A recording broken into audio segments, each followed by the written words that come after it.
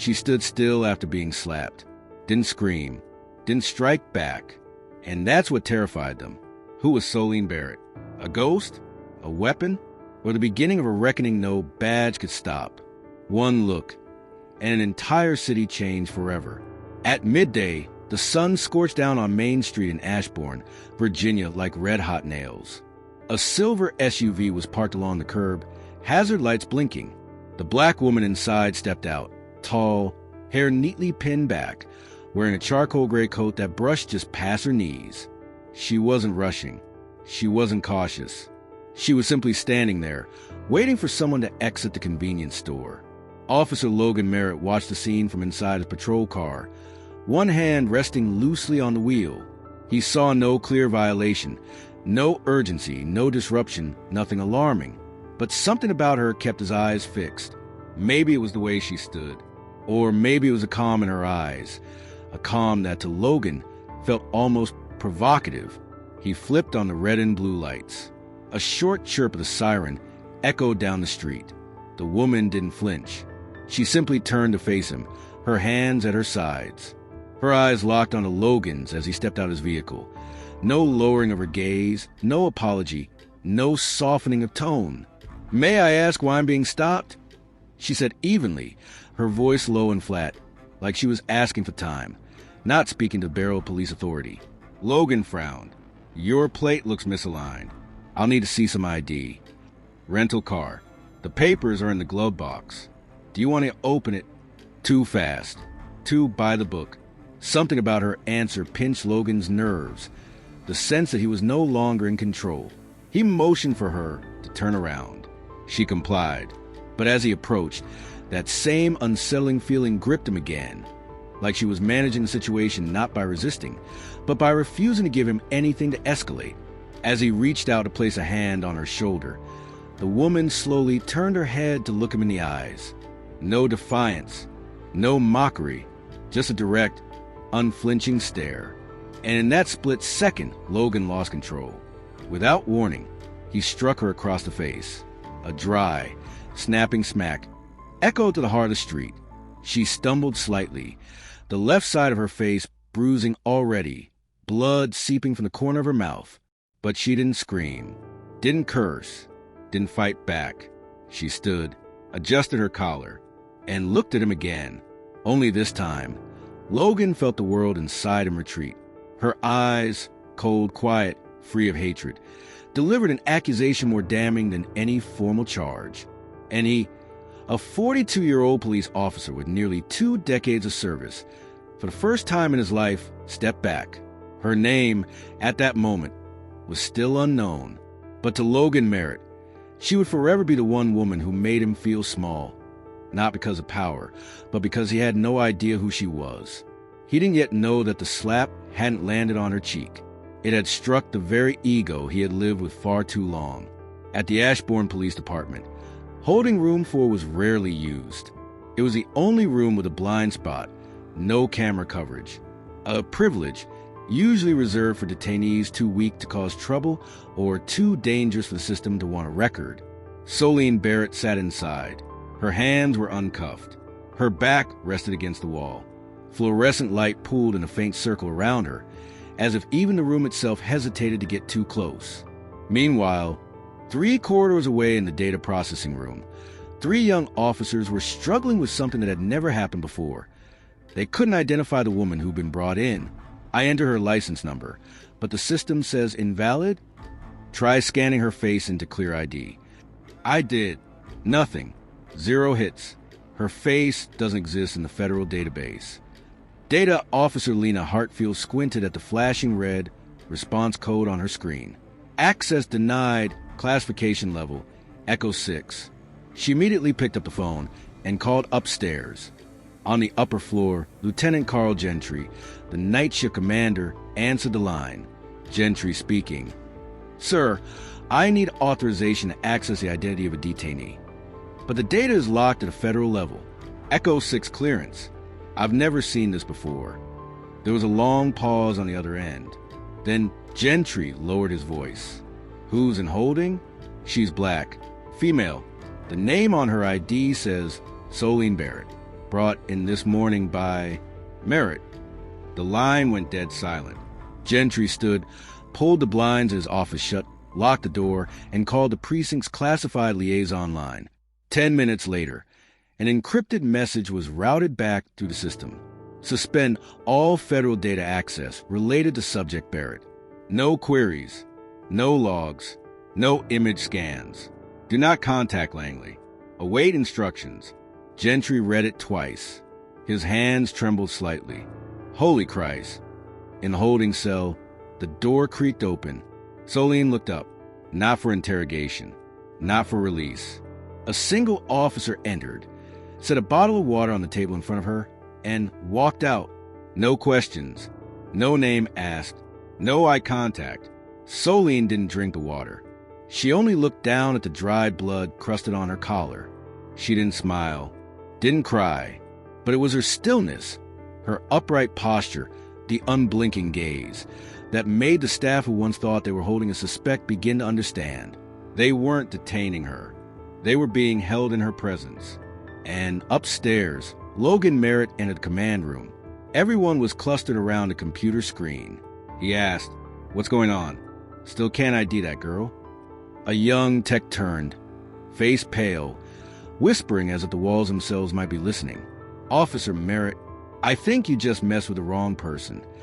9:47 a.m. The door to Interrogation Room 7 closed without a lock. No latch clicked. No telltale clank from the steel cuff bolted to the center table. No one dared restrain Solene Barrett. This wasn't a standard detention floor. It was a special security coordination room, a space usually reserved for federal witnesses or FBI-protected subjects. Yet no official order had been given to place her there. She was moved, as if the system itself had instinctively tried to protect itself. And from the moment she entered, Solene had not spoken a single word. She sat in a gray leather chair, hands gently folded on her lap, the one-way mirror casting pale light across her face, so calm it was chilling. The blood on her cheek hadn't been wiped off. No medical staff had dared offer help. No one had asked her name. No one dared ask the first question. An entire system trained to control, coerce, and crush now stood outside the door, whispering like children outside the principal's office. In the surveillance room above, Lieutenant Carl Gentry watched her on the ceiling cam feed. The audio was off. They didn't need to hear her. Just looking was enough. A young deputy whispered, "I swear, her eyes, they're not normal. It's like she knows everything we're doing behind that wall." Gentry didn't respond. His eyes stayed locked on the screen. He'd seen inmates fake silence. He'd seen the mentally unstable. He'd seen manipulators play weak. But Solene, she wasn't silent to resist. She was silent because she didn't need to speak. With each passing second, Gentry felt control slipping. Even though no one had entered the room, an investigation was underway, with only one participant. And she didn't have to say a word to dominate the atmosphere completely. Downstairs, Logan Merritt walked the corridor. A few officers averted their eyes. One muttered, "We should have never laid hands on her." "Who do you think she is?" "I don't know, but the feds flag her Echo 6. I've only heard that term once, at Fort Bliss." Logan shoved open the command room door and picked up the phone. "Move her somewhere else. I don't want her here." The voice on the other end replied, "No, authorization pending. She has no criminal record, no outstanding warrants, and no legal grounds for detainment. Then hold her for disturbing the peace. No evidence. And you struck first. Everything is on record." Logan hung up the phone, glancing around the room. For the first time, fully aware of a brutal truth, the system had no idea what to do with someone like Solene Barrett. She wasn't a criminal, but she wasn't just a civilian. She wasn't vulnerable, but she wasn't combative. She wasn't disruptive, but she wasn't submissive either. She existed, and that presence alone was enough to silence an entire precinct. And that, Logan realized, was the most dangerous thing he had ever encountered. Someone who couldn't be controlled by the usual tools, because she didn't play by any rules he recognized. At 1:13 p.m., the internal phone rang inside the second-floor digital operations room of the Ashbourne Police Department. Lena Hartfield, a 29-year-old data analyst, had just opened her lunch bag when the call cut in. No introduction, no departmental signature, just a calm, unfamiliar voice. Hartfield wiped the footage from 10:04 a.m. on Main Street. Retrieval code Echo 217. Do it now. No backup. No questions. The line went dead before she could respond. Lena frowned, bit her lip, and swiveled toward her monitor. The system access panel lit up. She entered the code. A video window popped open with the default title. Footage. Officer Merritt Incident /Subject. Barrett S. Lena pressed play. The video loaded. Logan Merritt approaching. Solene standing still. A brief exchange. Then the slap. Sharp. Sudden. Ruthless. Solene staggered, blood blooming at the corner of her mouth. But what held Lena's gaze wasn't the violence. It was the woman's reaction. No scream. No tears. Just that stare. A stare that made the entire screen seem colder. Lena shivered. She moved her cursor toward the erase from server button. Then a secondary prompt appeared. A string of code she had never seen in any internal case before. Secondary tag detected. Project Kestrel Division Echo. Her fingers froze. Project Kestrel? She'd heard the name once during an internship in Arlington. A whispered rumor about a hyper-classified training program with a 99.7% washout rate. A program said to reshape the human psyche, to perform missions that leave no trace. She thought it was a myth. Now that name was on her screen. Lena turned toward the surveillance camera, knowing full well she was being watched. She didn't delete the file. Instead, she pulled a personal SSD from her jacket, plugged it into a secondary port. Within 18 seconds, she extracted the full video. A loading bar crawled across the screen, ticking down a moral decision. As soon as the transfer completed, she clicked Fake Complete, a command known only to root-level users. It simulated a full deletion, while secretly triggering a string of scripts that ensured anyone accessing the footage would see. No data found. She removed the SSD, slipped it into an empty contact lens case in her drawer, and exhaled slowly. Suddenly, the third-floor alarm blared. Lena shot up from her chair. A uniformed officer ran past the tech room, shouting, "Investigation Room 7 is locked from the inside." She locked the door. No one can get in.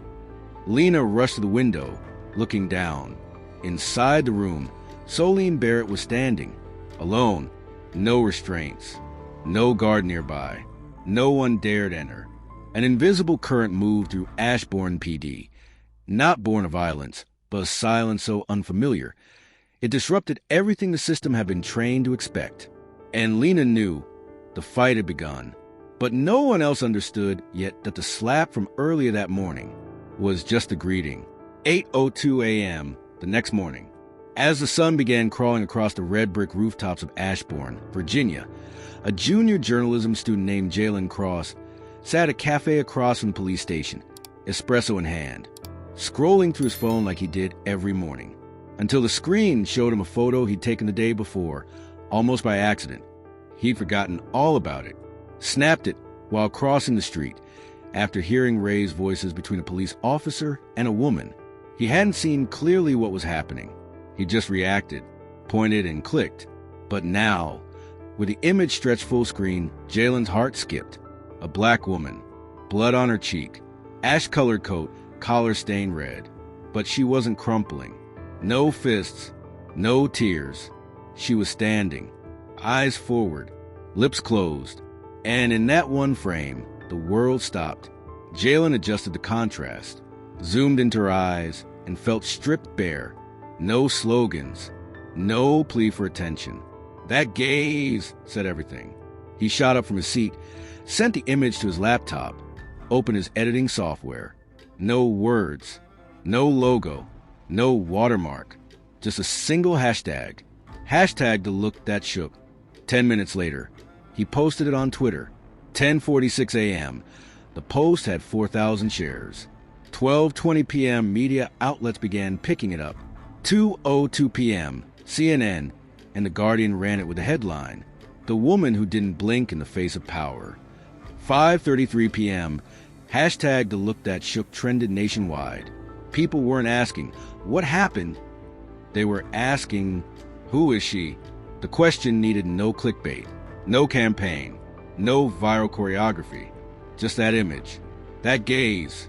Inside the Ashbourne Police Department, Logan Merritt walked the hallway, eyes turned away as he passed. On the duty board, someone had printed out the photo and pinned it to the wall with a scribbled note beneath. They're talking about you. He tore the photo down, crushed it, threw it in the trash. But the image clung to him, not out of shame, but because he couldn't fathom how someone who'd just been assaulted could rise, calmly, without screaming, and look at him as if he didn't matter. Upstairs in digital operations, Lena Hartfield quietly opened her personal SSD.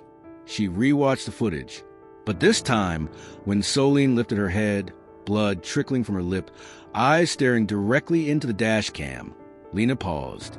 She took a screenshot, sent it to her encrypted archive, named the file First Signal, Solene Barrett.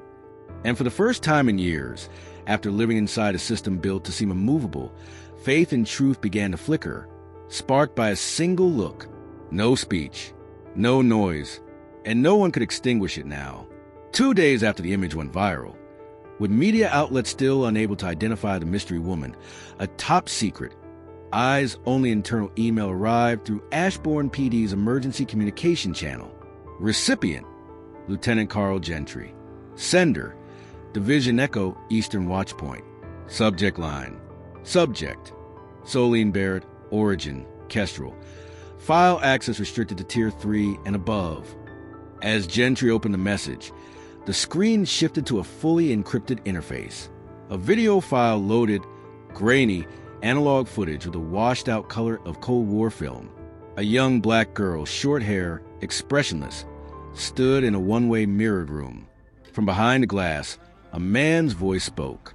Name, Solene Barrett. Age, 17. Mission objective, infiltration, observation, induce internal collapse. Gentry's brow tightened. That girl was a woman now unraveling his entire department. The voice continued. You understand that you do not exist in civilian records? I understand. If detained, what will you say? I won't speak. I'll wait for them to panic on their own. The screen went black. A symbol appeared. Project Kestrel. Echo program initiated. Across town in a small apartment in South Willow, Solene stood in front of a mirror. She was rewrapping the wound on her cheek. Slow, precise. No help, none needed. Behind the mirror, a rusted metal cabinet.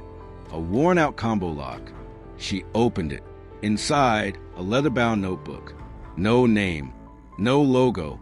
The first page bore a handwritten line in black ink. Every great institution begins with a lie. Ours is to bring truth back, not to punish, but to liberate. She flipped to a clipped page, maps of the underground federal detention network. Exit points, marked routes, the kind only someone trained in Echo would recognize. She no longer operated, no longer served, but she had never truly left. She had only gone silent, because betrayal is when you strike back for revenge. But she simply refused to obey. And sometimes, refusal bow is more lethal than any detonation. In a subterranean data center somewhere in Virginia, a silent alert blinked to life. Kestrel file, subject, Solene Barrett, detected in civilian signal. Status, uncontained. Inactive, Tier 4 internal alert. A data analyst stood up, breath caught in her throat. Oh God, she's back. The head of surveillance didn't blink, eyes locked on the screen. No, she never left. She was just waiting for the right moment to let the system collapse one layer at a time. And in Ashbourne, the woman who rose without retaliation after a slap was beginning just that. Not with weapons, but with the sheer force of her presence. When the image tagged hashtag the look that shook crossed 8 million shares in 72 hours, Logan Merritt became the most talked about name on social media. In exactly the way no uniformed officer ever wants. Strangely, there were no protests, no angry viral videos, no petitions, But day by day, Logan began to vanish from his own life. Monday, his car was declined at the gas station. Tuesday, an ex-girlfriend unfollowed him on every platform, despite not having spoken in nearly a year. Wednesday, his internal access to investigative records was temporarily suspended for system review. Friday, he walked into his favorite coffee shop. The barista stared at him, turned, and disappeared behind the counter. 10 minutes passed. No one took his order. No accusations were made. But there was a silent consensus. Logan had become someone no one wanted to be associated with. The breaking point came on Saturday night. Logan accepted an invitation to a small reception hosted by the Ashbourne Retired Police Officers Association, where he was once a shining star, 3-time recipient of commendations for exceptional situational judgment. He entered the hall. Warm lighting, light jazz, the clink of glasses and polite laughter. But when he appeared, the room paused. No one turned. No one reached out. The woman at the front desk stared at him as if he were a stranger. Logan forced a smile, walked toward a group of former colleagues. Jim, Will, how have you guys been? Jim nodded, then raised his glass and turned away. Will set his drink down and murmured to his wife, "Let's go." Logan stood frozen. No one insulted him, but no one acknowledged him either. Just then, on a projection screen in the hall, a reel titled Memorable Moments in Duty This Year played in a blurred slow-motion frame. There he was, capturing the moment he slapped Solene Barrett, taken from the very footage Lena Hartfield had secretly extracted. Text faded in at the bottom. Not every action is power. Silence fell, then applause. Not for him. For the quote. Logan backed away from the hall, throat tight. That night, back in his apartment, he tried logging into Facebook. A message popped up. Your account has been disabled due to community harm violations. His phone buzzed. A text from the bank. Your account has been temporarily frozen due to a pending internal federal complaint. He hadn't been charged, but he no longer existed. And in the night rain over Ashbourne, Logan Merritt, once convinced that wearing a badge and a slogan, "Serve and Protect," was enough to shield him from consequence, now had only one thing left to fear. The eyes of the woman he never understood and could never forget. 2 weeks after the slap on Main Street, Ashbourne had changed. No massive protests.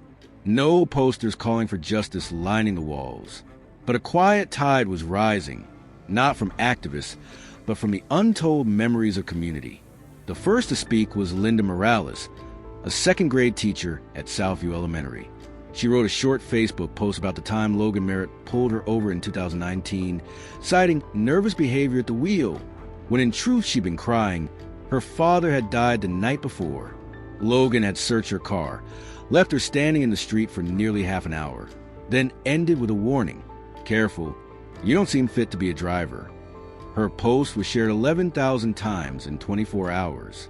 Then came Jalen Forrester, a senior engineering student. He'd once been shoved into the back of a patrol car for matching the description of a bike theft suspect, even though the bike was parked in the student lot, locked with his own ID tag. Then Marla Jennings, a nurse, who was labeled aggressive after confronting Logan during the wrongful arrest of her psychiatric patient. No coordination, no private group, no guide on how to tell their stories. Only memory and social media acting like a spotlight revealing cracks long buried. One morning, Ashbourne PD's internal inbox received a collective email from a group calling itself Circle of Echoes. No names, no signatures, just an opening line. We are not seeking justice through punishment. We do not wish to see an officer lose his job to satisfy outrage. But we will not let a name be erased from the system without leaving a record. This is the truth, and you should read it. Attached was a 70-page PDF. Testimonies, photos, and internal complaint documents that had been sealed away, all tied to misconduct allegations involving Logan Merritt from 2013 to 2022. A young officer named Reese Dawkins printed the file, left it on the conference table. No explanation. No one spoke. But everyone knew. They could no longer say, "We didn't know." In a small diner on Ashbourne's north side, an elderly woman in her 80s sipped her coffee, then turned to her granddaughter. "That Logan boy made your granddad quit the bus depot. Thought he was stealing ride passes just because his skin wasn't white. Your granddad never stepped foot in the transit center again after that day." The girl looked up. "Why didn't you tell anyone?" The old woman smiled faintly, her tired eyes filled with familiar sadness. "Because back then, no one would have listened. But now, for the first time in years, people were listening, not because they were angry, but because some truths had never been given the chance to be heard, and that, not the calls for justice, was what began to unearth a history the system thought it had buried." While all of Ashbourne swelled with resurfaced stories, unearthed files, and memories finally stepping into the light, the person at the center of it all had completely disappeared. Solene Barrett didn't appear on the news. She didn't post on social media. She issued no confirmations, no denials. And it was exactly that, her silence, that made the city and then the nation unable to look away. At a civil rights forum hosted by the Ashbourne School of Law, the moderator opened with a question: "How many of you believe silence can start a revolution?" A student raised their hand. Slowly, "If that person is Solene Barrett, then yes." The room fell silent. No one laughed. No one asked for clarification. There was only quiet agreement, because everyone had seen that look, and it still hadn't left their minds. On a late-night talk show, a veteran journalist remarked, "We've reached out 3 times to invite Ms. Barrett to speak. No reply, no letters, no official statement. She's doing something very few people ever manage to do, forcing a system to respond without saying a word." Across town, at the Willow Ridge Learning Center for Deaf and Hard of Hearing Children, a 10-year-old mute girl was learning sign language. Her teacher asked, "Who inspires you the most?" The girl raised her hands and slowly signed. The woman who stood after being slapped. No name, no title, no resume. Just an image, standing tall, bloodied, silent. And in that child's heart, that was all it took to shape a principle for life. In the second-floor data office, Lena Hartfield stared at the photo of Solene pinned beside her desk, the one she had secretly saved and labeled. First signal. A co-worker asked, "Do you think Solene's going to come forward?" Lena shook her head, half smiling. "She already has, just not in a way we're used to seeing. Not every storm begins with thunder. Not every uprising needs a battle cry. Some people walk into the center of the system and don't break it. They just stand there, silent, whole, unmoving. And in that silence, truth begins to echo, louder than any slogan ever shouted in the street. One Thursday afternoon, as the wave of collective memory had yet to fade, a closed-door federal meeting convened at the Citadel Ethics Tribunal, a confidential oversight body responsible for cases that fall outside the reach of traditional justice systems. No press, no live stream, no public seating, just 12 individuals, representatives from 3 independent investigative branches, a federal commissioner, 3 psychologists, 2 senior officials from the Department of Justice, 1 liaison from Division Echo, and at the center of the round table, Solene Barrett. She walked into the room wearing a plain white blouse.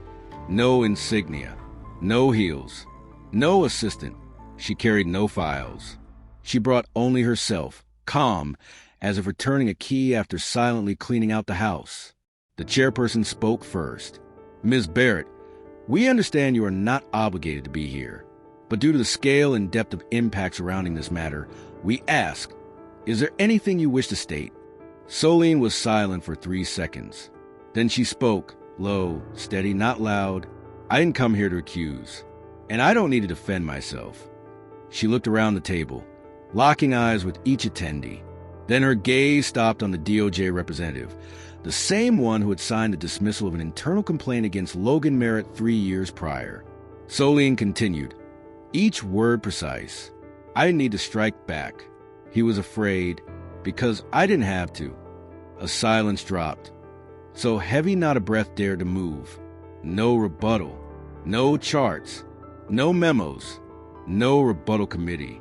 Just truth, unspoken, but so evident it could no longer be avoided. After the hearing, no press release followed. But within 2 weeks, a quiet wave of reforms began rolling through Ashbourne PD. Old reports were reopened, an independent oversight board was formed, and officers previously shielded from accountability were transferred, suspended, or placed under review.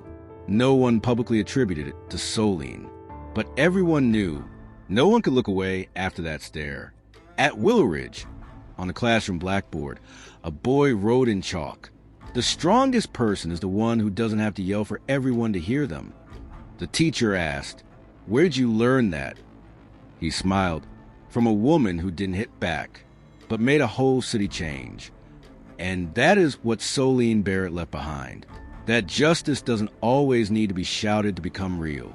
It just needs to be lived through an unyielding stare, through action that asks for no miracle, but leaves no room for denial. Because sometimes what forces a system to change isn't an uprising, but the presence of someone who has nothing left to lose except their conscience.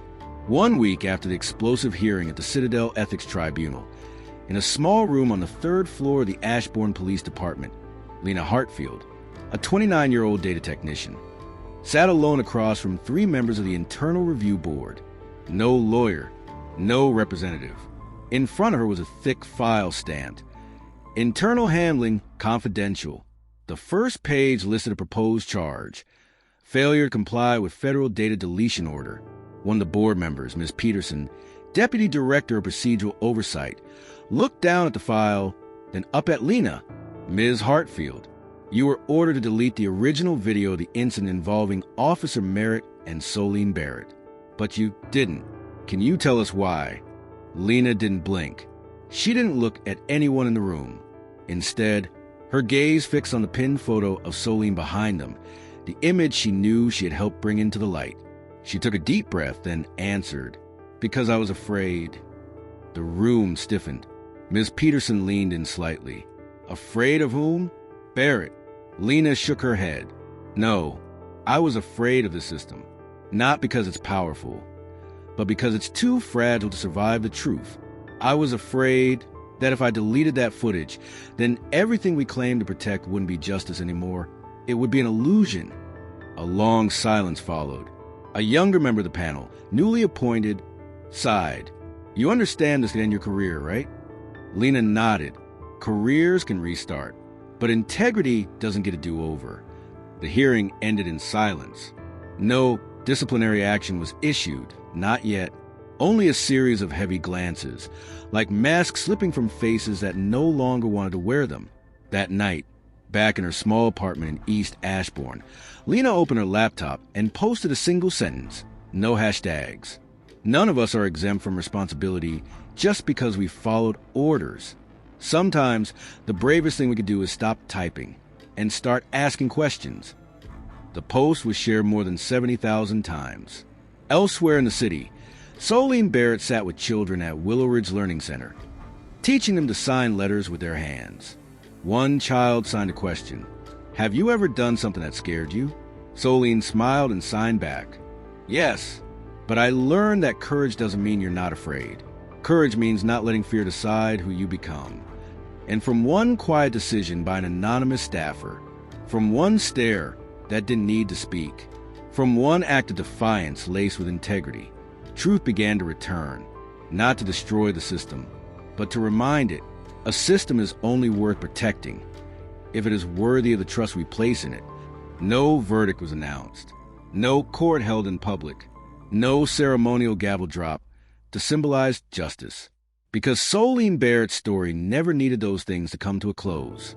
Her victory was never about punishing a man like Logan Merritt. Her victory was in making an entire system, long accustomed to denial, cover-up, and forgetting, turn around and finally face itself.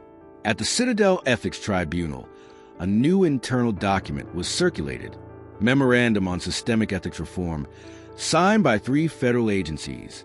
It included this passage: "We must not repeat what we once labeled proper protocol, if that protocol quietly cuts through human dignity like a silent blade, attributed to a silent witness." No one named Soline, but everyone knew Her silence had compelled them to rewrite the first chapter of a system they once believed to be untouchable. At Willow Ridge, Solene still arrived on time every morning. No one asked about her past. No one dared call her a victim or a hero. She was simply Miss Barrett, the calm woman teaching deaf children how to sign words like faith, patience, and most importantly, truth. Not the truth of law, not the truth of headlines or hashtags, but the kind of truth that doesn't need proof. Only eyes that are willing to see and hands that are willing to listen. One day, during class, a young boy raised his hand and, with trembling fingers, signed, "Have you forgiven him?" Solene smiled softly and signed back, "I don't need to forgive because I carry no hate. I only let people choose who they'll be once they've seen the whole truth." The boy nodded and returned his writing, quietly, completely, and that's how the story ends. Not with a declaration, not with a grand victory, but with society starting to question itself. After finally seeing its true reflection in the eyes of a woman who never had to say a single word. Because sometimes the greatest change doesn't come from what we do, but from what we finally refuse to stay silent about. Solene Barrett doesn't need to be remembered as the one who won. She only needs to be remembered as the first who stood still, so that everything else could begin to move.